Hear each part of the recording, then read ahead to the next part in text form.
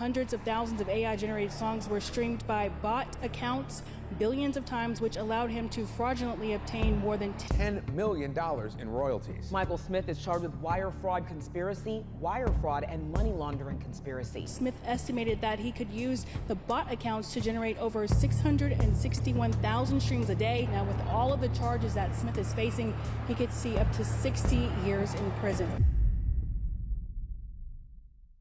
AI art gets a lot of hate online, and for the most part, deservedly so. I mean, it doesn't really add anything. It's mainly just reusing data that already exists online. And also, most importantly, it puts a lot of artists out of work. Artists that I could be commissioning. I mean, for example, look at this Darkwood t-shirt. You see this t-shirt, how cool it is? AI art could never replicate this. The video is out in 5 days. On the 15th of September. Now, I'm not going to spend this video like ribbing on AI art, but AI is here to stay, and it's basically infiltrated every single facet you can think of. I mean, for example, there are some YouTube channels out there, and especially some TikTok accounts that are run exclusively on AI. These are basically automated to the point that you probably have a human that feeds like a prompt or a script, and the AI just does it all for them. I mean, a good example of various channels that like, you know, kind of like summarize films, and they use like a text-to-speech voice. Sometimes what they explain is just not what's happening at all, so it's very obvious that, you know, the guy who's running the channel, he's probably put in like the Wikipedia article for the actual film itself and not actually explain the film. So then the AI goes a little bit rampant, and yeah, it just says really bizarre things. The camera tracks him from the side as he descends, dancing more energetically now. He spins, kicks his leg and waves his arms enthusiastically about the amazing gaming session to come. He's about to straight start up jorking his shit. I mean, really edge that shit. But one aspect of AI that I actually haven't looked into, and it's been here for quite a while, is AI music. So the main character in today's video is Michael Smith. Not to be confused with Michael Afton, the protagonist of the Five Nights at Freddy's series, who's most known for slowly turning into a corpse and then throwing up everywhere. The only reason I mention Michael Afton is because there's this one video on YouTube of a guy reacting to him slowly turning into a monster, and it lives rent-free in my head because the reaction is just golden. He walking down the street, all his neighbors outside waving to his ass. What's up, Mike? What's up, Michael? Hey, you going to work? Oh, it's lit. You feel me? Look, the next day, right? He's still looking smooth. He like, all right, you feel me? About to go do my shit. You know what I'm saying? He crib walking out the crib. You feel me? He hitting them C's on that motherfucker. The next day, he looks a little green. And the first on the block, like, wait a minute. Look, next day, oh my God. Look, next day. This nigga full purple. My man's is so scared, he behind the crib. He in the backyard looking over like, damn. Michael Smith is a 52-year-old Carolina musician. Now, he was recently arrested by the FBI for laundering over $10 million. He was hit with wire fraud, conspiracy to commit wire fraud, which doesn't make sense because you've already committed the wire fraud. Why is there then a conspiracy that you do it? Now, you're probably wondering, what could he have done? And how in any way does this tie into AI slop? Michael basically used AI to create all of the music that he used, which I'm sure a lot of people in the music industry actually do, but they're not very open about. But this was 100% made with AI, not enhanced. And then he used AI bots to boost the numbers of his streams to basically self-inflate. I love talking about inflation. Self-inflate his own views so he would basically get more money. So basically, it was like a pyramid scheme, but it was only him in the pyramid, and he was printing infinite money. Now, doing a little bit of research on Spotify royalties, because I imagine the payout is probably just as pathetic as TikTok. So here's an example, right, for a stream. For a single stream, Spotify would pay you 0.00437 cents per stream. And then there are competing places like Tidal that don't have anywhere near as much of a user base, so they try to have more competitive rates. A single stream on there is probably around, again, $0.013. Michael Afton, I'm just going to call him that. I'm going to call him that for the rest of the video. I don't care anymore. You're going to remember this guy after this video? No. So I'm just going to call him Michael Afton. So Michael Afton was buying email accounts and then using VPNs to avoid being caught as he basically continued to create AI-generated music and then use that to watch the streams and then cash out on it. Now, according to indictment reports, I'm not really sure what the word indictment means. It happens to me a lot in Dark Souls for some reason. In the reports, he was generating over 600,000 streams per day. So per day, that's probably going to overtake Drake at one point. I love the idea of him just defending himself in court, being like, Your Honor, the songs are AI slop, but people love AI slop. So translating those 600,000 streams into actual revenue, that would have earned Michael Afton over $1 million a year, which I'll be honest, having 600,000 fresh people listen to you every day, and that only gets you $1 million at the end of the year, like there is something really wrong with Spotify. Now, Michael, unfortunately, he was a little bit of a liar. Wasn't really being very honest. He never disclosed that the music was actually AI generated. He always said that the music was his, created solely by himself. He was even caught messaging two other co-conspirators saying, and I quote, "We need to get a ton of songs fast to make this work around the anti-fraud policies these guys are using now." Now, there were other musicians like Porter Robinson that were basically, you know, trying to make light of the situation, even joking at one point saying that like he was he was the mastermind behind the entire thing. But unfortunately, this is only the tip of the iceberg, because there are so many people that are exploiting this, and honestly, all it really does is hurt smaller artists that are trying to get their foot off the ground. Because for the most part, no one really steps in to stop these people until Spotify realized, wait, we're paying people for doing nothing. That's bad. I mean, a good example with, you know, Michael Afton, the only reason why people stepped in is because it was actually hurting Spotify's profits, because they were basically paying money into a black hole. They weren't getting any returns from it. Now, if you're unfamiliar, Smith's fraud situation sounds very similar to a Swedish composer, and I need to make sure I say this name right.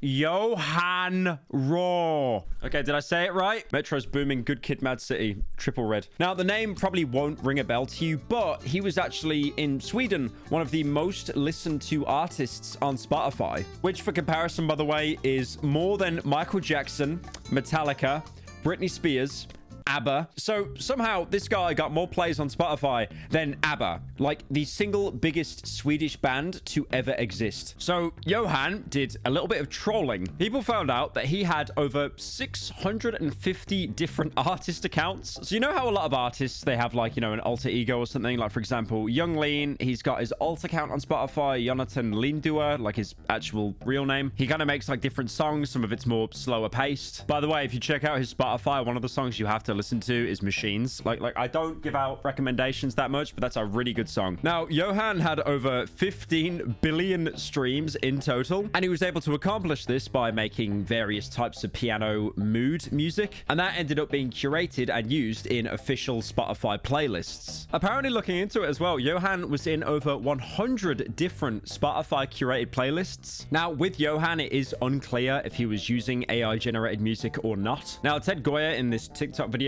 does say that, but I personally can't find a source. It's kind of more just like kind of a dude trust me thing. The story of Johan Röhr from Sweden. He has achieved 15 billion streams on Spotify.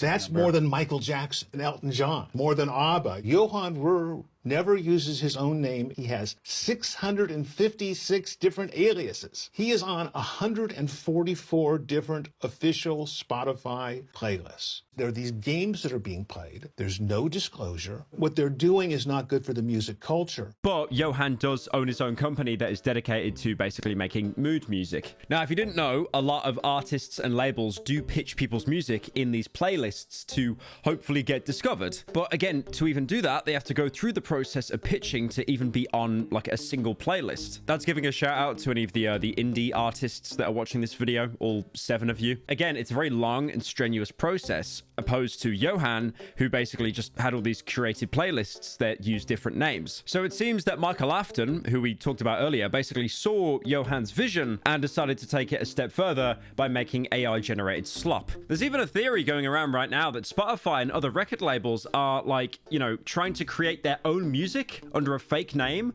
so they can take in their own royalties. This is Spotify's way of using AI. They have AI songs, they attribute them to people that don't exist, and this allows them to take royalties that would go to musicians and keep them for themselves. So again, I'm not surprised that people on Spotify who are trying to make their own unique music and stand out, they get like no plays, no one listens to them because they're competing with like, you know, AI slop gods and possibly even the own platform itself, especially because the examples I've given today are not the only instances of AI generated music sneaking onto Spotify and other streaming platforms. This has really been an issue that's been going on for basically years. You know, you've had these fake bands doing covers, taking over the platform, and now you've got this huge rise in like mood music. A bigger question to ask, does Spotify... No, they don't care. They don't care. Like, you think they'd care? No. If it doesn't hurt their pocket, they're not going to care. Now, Spotify, like most companies, is a huge fan of AI technology. Why? I mean, it makes sense. Like, they can fire the bottom line. They don't need to work, like, pay all these people basically nothing when you can get, like, a robot to do their job for them for free. You know, Spotify's already used services like AI DJ. I mean, that's the thing that basically tries to pick what music you listen to.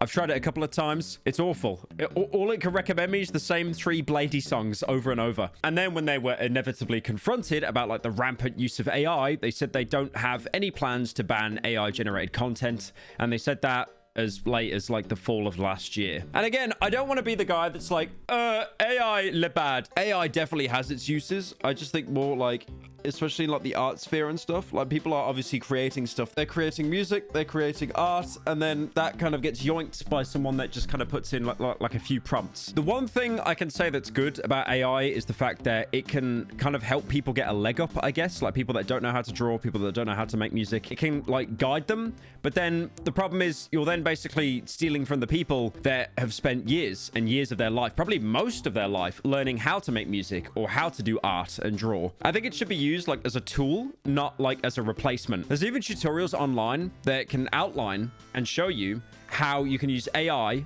on music platforms like Suno, Udio, Super Music AI, and then you can actually go on and purchase music distribution plans. All doing that solely to get the AI music that you didn't make out there on the internet. And then again, you can do exactly what Michael Afton, Purple Guy, did. You could use bots to like, you know, basically falsely promote your music. And then with the amount of plays that you've got, you can then reap a lot of royalties. Now, it sounds easy. Why are we not all doing this? This is like a free money printer. Well, again, it's the point I made earlier. It's basically robbing from smaller artists that have actually learned organically how to make music. And unsurprisingly, even though Spotify said, we love AI, we have no plans to ban any AI content, they are actually cracking down on bots being used to, you know, artificially inflate these streams. Because again, like I said earlier, that does hurt their pocket because it's not actual organic listeners that are paying a fee to get onto the site. It's just bots. But the problem is now you've got a friendly fire incident because Spotify will nuke these entire AI generated playlists that are being inflated with bots,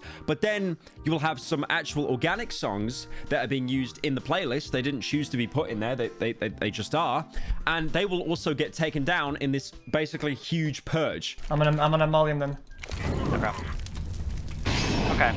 I just got mollied. This happens a lot to artists that don't even know about it. So they'll get their song nuked and not even be warned about it. Now, there are music distributors like Amuse and DistroKid, and they provide opportunities for artists to upload their music without needing, you know, a record deal. But even though it sounds very easy, that itself does have a multitude of issues. So not only are they making it easier for AI slop to basically sneak onto Spotify, but they're contributing to the issue of fake music being posted under artists and people re-uploading older music from a musician for their own personal gain. So on top of all these other problems, there's actually quite a few artists that are struggling right now with people being able to, you know, easily upload their older content or content that isn't theirs as well. You know, all thanks to these kind of distributors. Now, a good example, which was a huge debate in the Spotify community. If you don't watch like Anthony Fantano, you probably never even heard of this huge music drama. This music drama is truly insane / crazy. So last year there was a debate whether a account on Spotify called Alex_G_offline was actually owned by the American musician Alex G, previously known as Sandy Alex G. Again, probably no correlation to Sandy from SpongeBob. Now, this account still contains tracks from Alex G and is still accessible through his Bandcamp,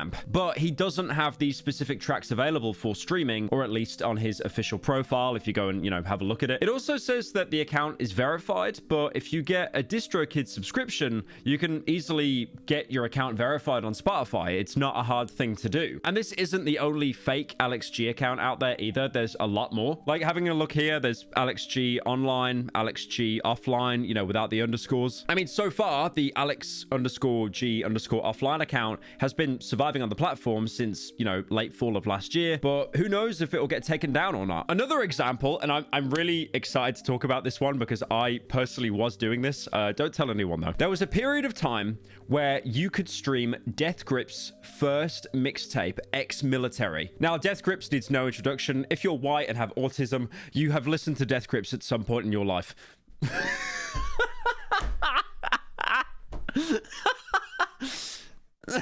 You know, Death Grips have a lot of albums. Again, I always say this like it's some kind of rite of passage. I've seen them live 3 times, I think. Twice in the UK, and then once in Warsaw, Poland. Surprisingly, Polish people are a lot more friendly than British people. So Death Grips' first mixtape, Ex-Military, which is a banger, by the way. It's so good. You can't listen to that on Spotify. It got pulled because they sampled so many other songs, I think, without getting the rights or, like, you know, the ability to get permission or anything. So it's been pulled. Death Grips fans have tried so hard to keep this album on Spotify. They've uploaded it as like podcasts and stuff, but it's not working. It keeps being sniped. It doesn't end there though. I mean, for example, Cody Ko had a new fake track released under his name. You know, the same Cody Ko that's recently living off the grid due to the allegations against him. And this song on Spotify was called I Did It All. Now, it's clearly not a song made by Cody himself. It's just, you know, a huge bit to troll him. Now, that track was getting a lot of attention online for obvious reasons, mostly because, as well, after he went off the grid, the last public appearance he made was him basically doing like a DJ set or something. But keep in mind, that song trolling Cody, that was up on Spotify for a good 10 days before it got pulled. So, in the end, who's getting hurt here? Who's getting a good fisting? The smaller artists. It's always them. The people that rely on streaming to make a living. And, you know, to anyone watching this that relies on streaming to make a living, I genuinely feel so sorry for you, because that is rough. You are basically being like a bitch boy to this huge monolithic company that does not care about you, kind of forgets that you're even in the room, and then he'll invite his mate that's made out of lines of code to the house party instead. The thing is as well, this has been an issue. I mean, some of the stuff I've mentioned has been an issue with Spotify for years, and it doesn't seem to be getting any better. They haven't really cracked down on anything. The only thing they've done is basically a blanket statement of, we love AI, we're not banning AI. And the thing is, I knew they'd do that. All big companies would do that. You know, if you're at the top of the food chain, if you're the CEO getting paid millions or billions, you are going to cut the bottom line in hopes to save money. And you can use AI as a great tool to do that. You know what a great example is? Okay, I don't know if anyone remembers in the Charlie and the Chocolate Factory film, I think it was Charlie's dad or something like that, or his granddad. Like, he was basically the only person that brought money into the family home, and there was like so many people that lived there, like they were all like old and retired. And the dad, he worked at a toothpaste factory, screwing the caps of the lids onto the toothpaste. It earned like no money. It was a very boring job, but at least it got some kind of income to keep the house and to keep everyone fed. He gets replaced in that film by a robot. He comes into work one day, and then a robot has basically stolen his job. That is exactly what is happening with AI here with the bottom line. Also, fun fact about the Tim Burton film, the little kid in the film that plays Charlie, that's the same kid that grew up to be the I am a surgeon. Like, I'm not joking. It's actually the same person. I mean, to give an example of how long these issues have been going on for, there's an American funk band called Wolfpack, and they actually recognized how awful Spotify's monetization model was and decided to release an album called Sleepify back in 2014, which is, you know, 10 years ago. Oh my God, we are so old. Now, to no surprise, if you listen to the album, it is entirely silent, featuring 30 tracks of complete silence. It's not even one of those bits where it's like, there's occasionally like a noise or something. You know that thing I said about like, there was no secrets or anything? Like how some YouTube videos would be silence, only there'd be like the occasional bruh sound effect. You know the video game Portal, the beloved video game made by Valve? There's a video on YouTube called Portal Radio Loop for 10 hours. Do not go 5 hours and 19 minutes into that video. Do not do that.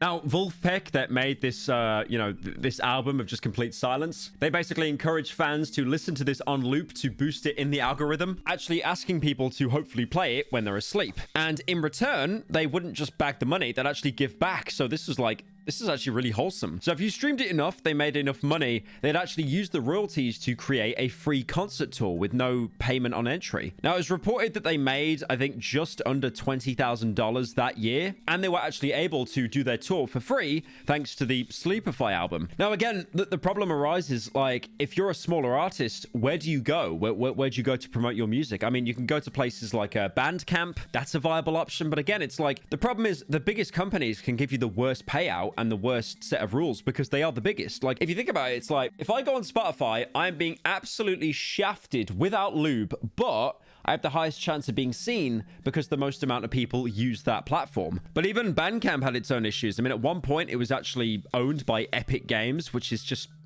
unthinkable. And now currently they're being owned by Songtrader. But going back to the start of the video, so this becomes full circle. After Michael Afton's arrest, it'll be interesting to see if Spotify and other platforms actually do try to, you know, step up. Or will they just look the other way and be like, AI music? AI music, 10 hours of toilet sounds? Sign me up on that, baby. That sounds great.